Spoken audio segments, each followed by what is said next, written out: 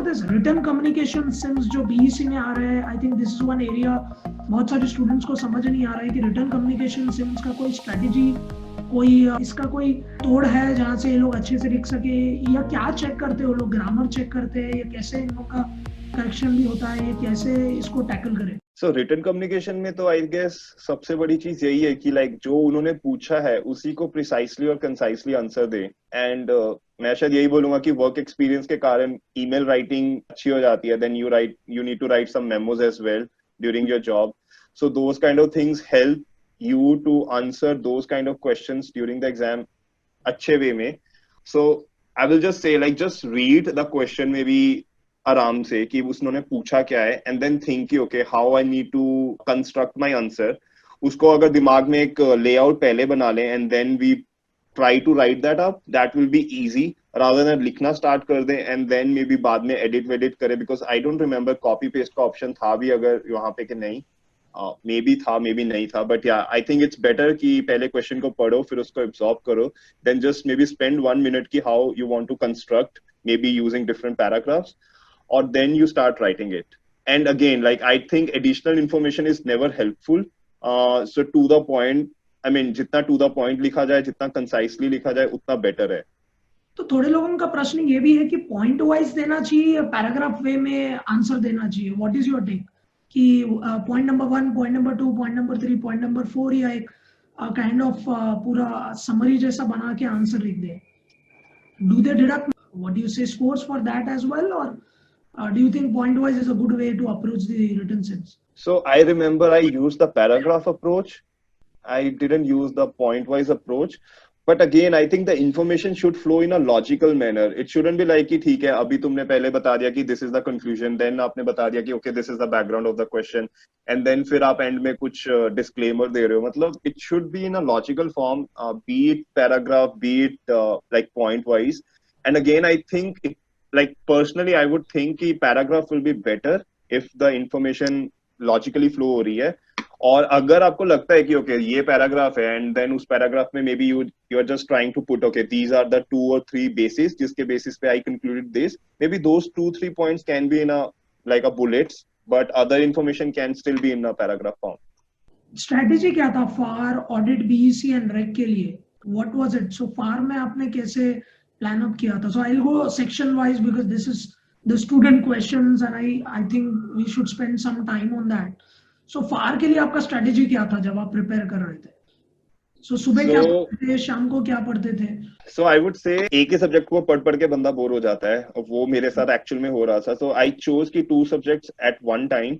So FAR was like a lengthy and the complex both at the same time kind of a subject, and then BEC was something which was still मतलब ठीक है, that was not complex, it's like a business knowledge thing, but it's still lighter than FAR. So मैंने क्या किया, FAR and BEC दोनों को साथ में इकट्ठे उठाया, and I started with FAR. FAR को मैं पहले पढ़ता था, and it was not like कि दिन में क्या पढ़ा शाम में क्या पढ़ा, it was like okay, so if I'm studying FAR today, so maybe I will be just studying FAR today because it's like weekday and you have only 2-3 hours. And within FAR, I know that there were 10 chapters during the time when I gave my exams. And in 10 chapters, there were like some topics. And within topics, for every like every page, we have like one video where like a tutor will be teaching कि हाँ ठीक है ये सब चीजें हैं। तो मैं क्या करता था, मेरा टारगेट रहता था कि ओके अगर आज मैंने ये एक टॉपिक उठाया, इस टॉपिक का पूरा लेक्चर आज देख लेना है, एंड उस लेक्चर को देखने के इमीडिएटली बाद I have to make my notes. And वो नोट्स में मैं क्या करता था, like it is very difficult if you want to write your own notes while working, so I used to like I have their physical books, so मैं lighter not lighter I mean highlighter लेता था different colors के, उन different colors के basis पे I just highlight the information which I think is important to read before the exam. अगर कोई भी इंफॉर्मेशन ऐसी थी which is like a duplicative कि अगर पेज के ऊपर भी लिखी है नीचे भी लिखी है, so I will not underline or highlight it twice, because I mean at the end you have very limited time, maybe 1 day or 2 days prior to the exam to prepare, and वो काफी limited time रह जाता है like brain में retain करने के लिए चीजों को। So मैं क्या करता था, पहले लेक्चर देखा and then notes बनाए, and then notes बनाने के बाद I will switch to BEC. So BEC में I will apply the same approach. Okay, आज मैंने वीडियो देखी, आज मैंने BEC के नोट्स बनाए, Now when I'm switching to FAR, so that will be the time when I will be attempting the questions for that topic which I studied maybe 2 or 3 days ago. So उससे क्या रहता था कि मुझे idea हो जाता था कि ठीक है, मैंने 2 या 3 दिन पहले फार का ये सब चैप्टर पढ़ा है या ये टॉपिक पढ़ा है, अगर मैं इमीडिएटली आंसर दूंगा मे बी कुछ क्वेश्चंस मैं इसलिए सही दे दूंगा बिकॉज मैंने वो अभी ही पढ़ा है, जबकि I want to check my memory power as well at the same time. So मैं उनको 2 या 3 दिन के बाद जाके आंसर करता था विद इन देयर ऐप और the web version, and then I see okay मैंने कितने सही दिए कितने गलत दिए. अगर मुझे लगता था कि मैंने बहुत सारे गलत दिए, it means I am lacking somewhere in the content, then only I will just re-study what I have underlined or highlighted. अगर मेरे को लगता था कि मैंने ठीक है 80% 70% सही दिए हैं and the remaining 30% 20% are still wrong, so I will leave them for another like मतलब उनको फिर से मैं 2-3 दिन के बाद attempt करूंगा, only those which are like difficult or which I failed to answer correctly. Okay. And I think there was a functionality within the app कि you can actually flag those questions which you have answered correctly, but like when I was giving MCQs, when I was attempting the MCQs, there were like 3 kind of answers which I will put into my strategy. One question which I answered correctly, मैंने ये इसका answer सही दे दिया, cool, और मुझको पता भी है कि ये 100% करेक्ट है, उस क्वेश्चन को मैं दोबारा से नहीं छेड़ूंगा because I don't want to waste my time. Second, इसके क्वेश्चन को मैंने सही आंसर दे दिया but I wasn't 100% sure, may be तुक्के से वो 80% 90% सही हो गया, ठीक है, that one I will flag using the app की फंक्शनैलिटी. थर्ड, ओके मेरे को पता ही नहीं है क्वेश्चन का आंसर क्या, मैंने तुक्के से दिया और गलत हो गया, ओके वो automatically there will be like I think there was 2 functionalities, एक आप खुद से फ्लैग कर सकते हो एंड एक जिसमें वो गलत क्वेश्चंस को दोबारा से आपको बोलेंगे you want to reattempt those questions again. I will study FAR का नया topic, I will study BEC का नया topic, and then I will go back to those flagged questions और वो जो भी गलत क्वेश्चंस हुए हैं. अब उन गलत क्वेश्चंस और फ्लैग्ड क्वेश्चंस में I will give like another refinement, मतलब another attempt to correct them. But होता क्या था, I think जो मैंने नोटिस किया, सब चीजें I think जो core content होता है उसमें covered नहीं होती. There will be some concepts which you will get out of the questions. मतलब जैसे मैं बीईसी पढ़ रहा हूँ, बीईसी में बहुत सारी इन्फॉर्मेशन चैप्टर के कंटेंट में लिखी हुई है, बट शायद सारी वो इन्फॉर्मेशन उन क्वेश्चंस में कवर नहीं होती, वो क्वेश्चंस में शायद कुछ अलग ही कंसेप्ट आ जाता है. तो उस तरीके की चीजों को मैं आइडेंटिफाई कर लेता था उसी टाइम पे, may be in the second refinement, and फिर उनका स्क्रीनशॉट लेके अपने लैपटॉप पे सेव कर लिया कि this is kind of a core content which I need to make sure to study before the exam also. So that was, I would say, like kind of a strategy for all the exams. I studied FAR and BEC together, and I was able to finish BEC before I finished FAR. Then I started studying audit with FAR, because audit के बहुत सारे MCQs में क्या हो रहा था कि questions which they were asking were actually related to IFRS or US GAAP. So it was helpful to answer those kind of questions when you are actually reading FAR simultaneously. So I chose FAR and BEC first, then FAR and audit at the second, and at the very end, I think it was just regulation जो मेरे पास बच गया था पढ़ने के लिए, and I studied it like with 100% kind of focus.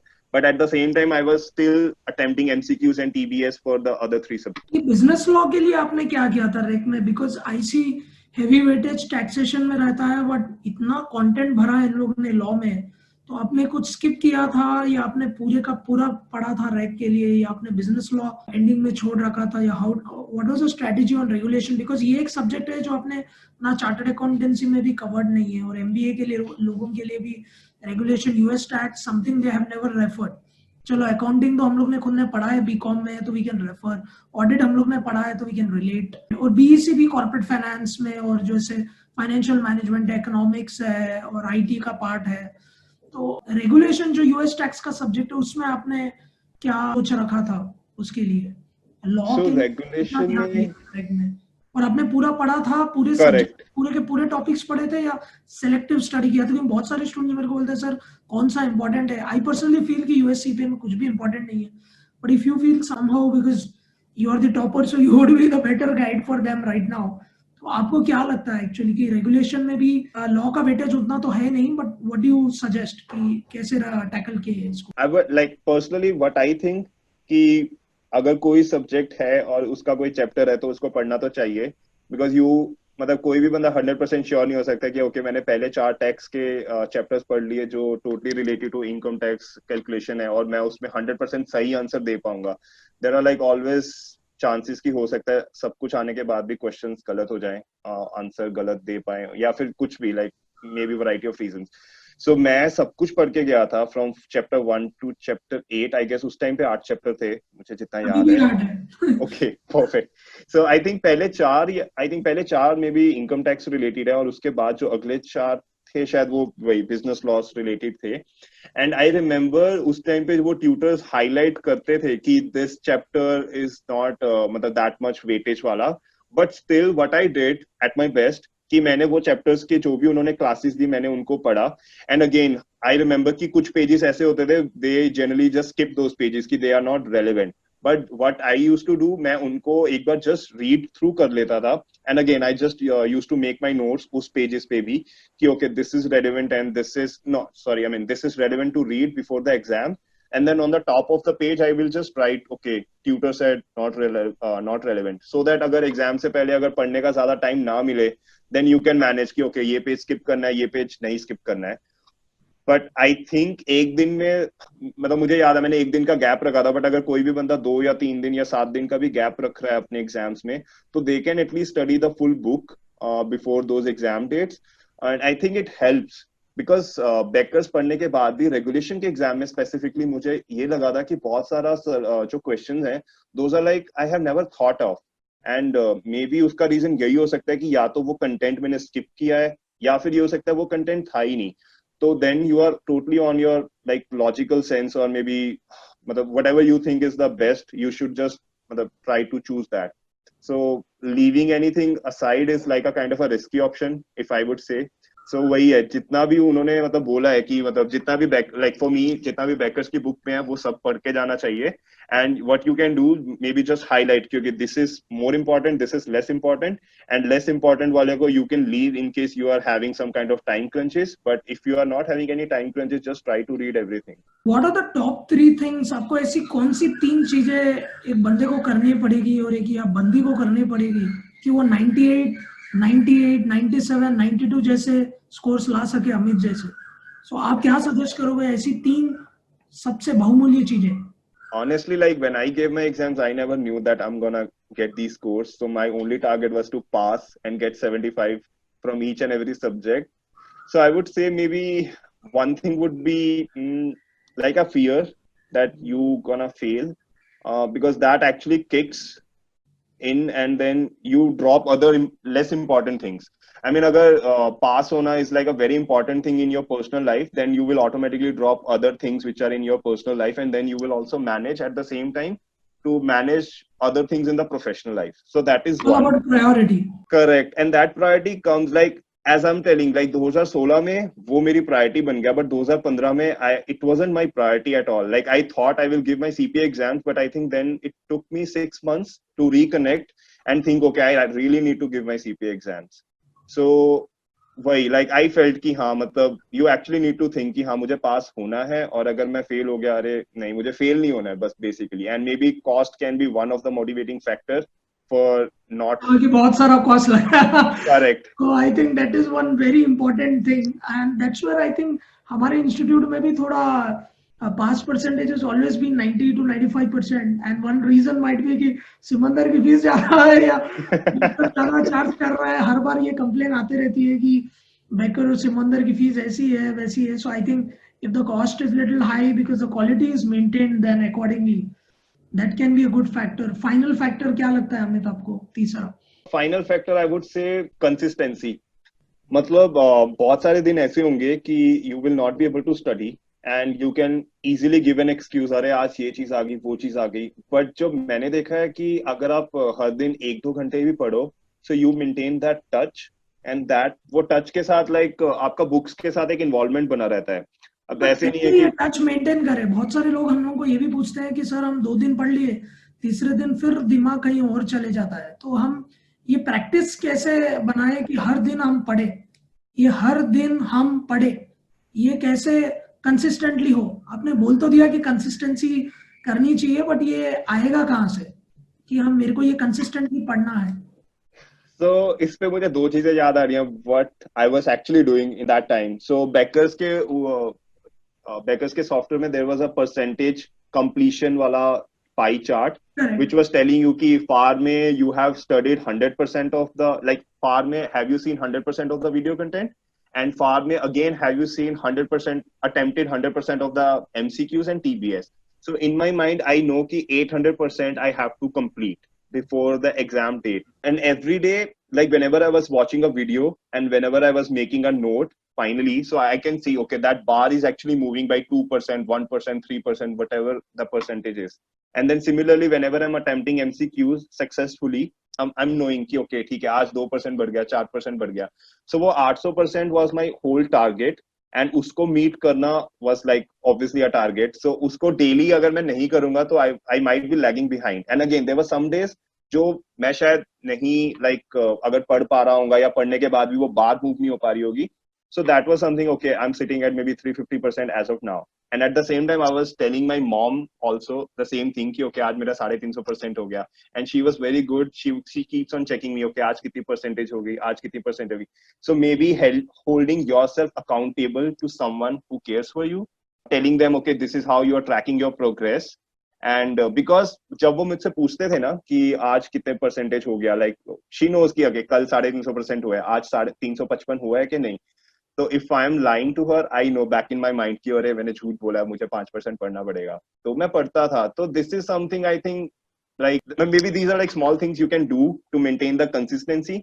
But again, like it totally depends from person to person. अगर आपकी personal life में बहुत सारी चीजें चल रही हैं, maybe you will not be able to. But उस टाइम पे maybe ये कर सकते हो कि weekend पे थोड़ी percentage को बढ़ा लिया, like थोड़ा ज्यादा पढ़ने की कोशिश कर ली. But मेरे को वही feel होता है जितने दिन मैंने लगातार पढ़ाई की वो ज्यादा इफेक्टिव थे एज कम्पेयर टू मैंने 2 दिन छोड़ दिया, 2 दिन बाद पढ़ा. क्योंकि वो जब 2 दिन बाद पढ़ते थे ना, उसका maybe half of the time was going kind of a wasted कि रिकलेक्ट करने में, अरे मैंने ये चीजें पढ़ी थी. जब आप एक कंसिस्टेंसी में पढ़ते हो तो आपको रिकलेक्ट करने में ज्यादा टाइम नहीं लगता. आई थिंक सबसे बेहतरीन बात ये रही पूरे कन्वर्सेशन में कि जो आपके सबसे क्लोज में है उनको जाके बोलिए कि आपका प्रिपरेशन कैसे चल रहा है, and they would be rather tracking it.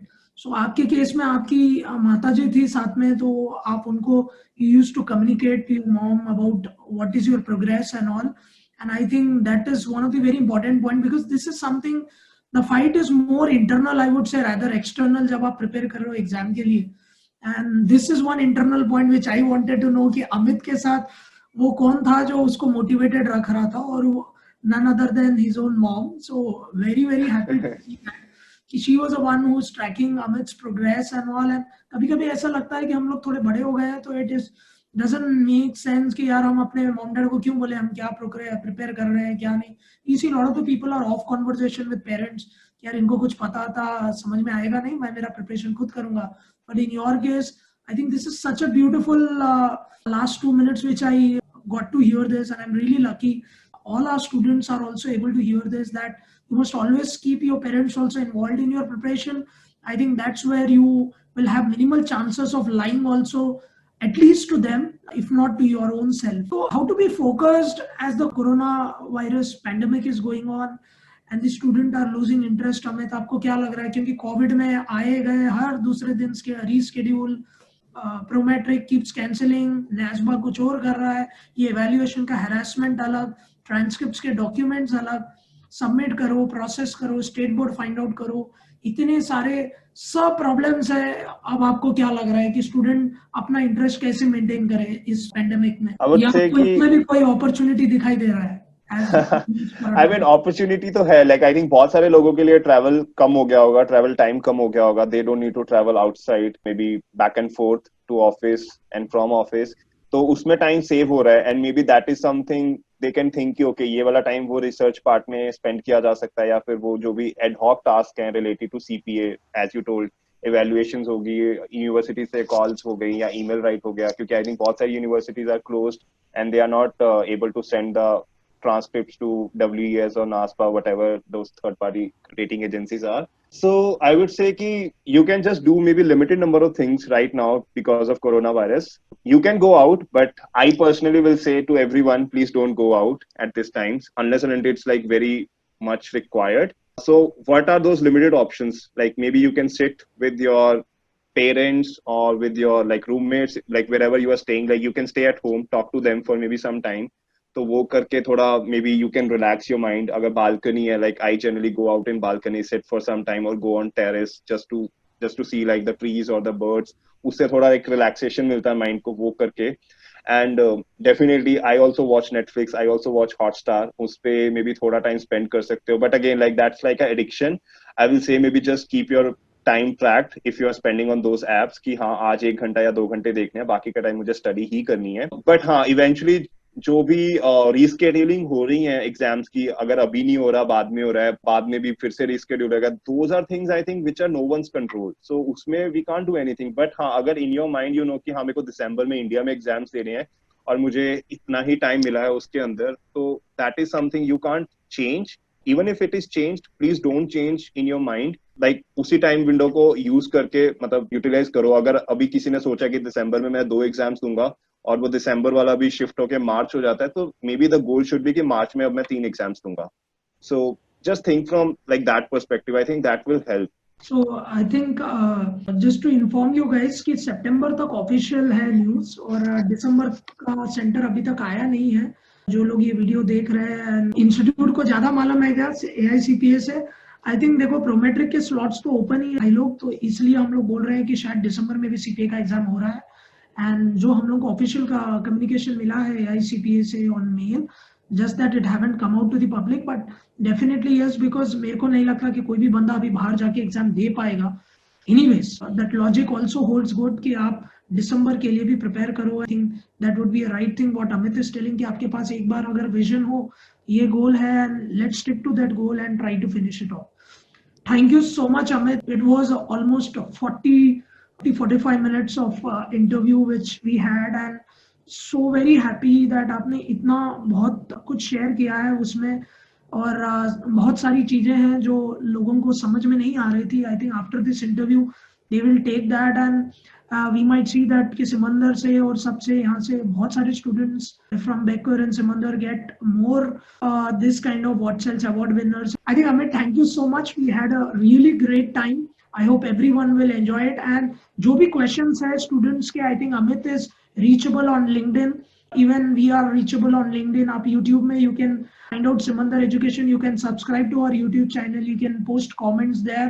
And Amit, whenever he is free, or we can take those comments and email Amit, and he'll be definitely be there to help you guys. And you can stay connected with Amit on LinkedIn. And Amit, आप शायद Facebook पे भी हो या right now you are which social media you are available more? So currently I'm using Instagram only. Facebook is Insta में रहेंगे हम, outdated. क्योंकि हमारे बहुत सारे students भी Insta में हैं. So I think even on Instagram also Simandar is there. So keep following us guys on all the social media channels and keep commenting on the YouTube so that we can take out those comments and get some views from Amit as well. Thank you so much guys. Thanks a lot for watching. Thank you. Thanks Shripal. Thanks everyone. Thanks Amit. Thanks a lot.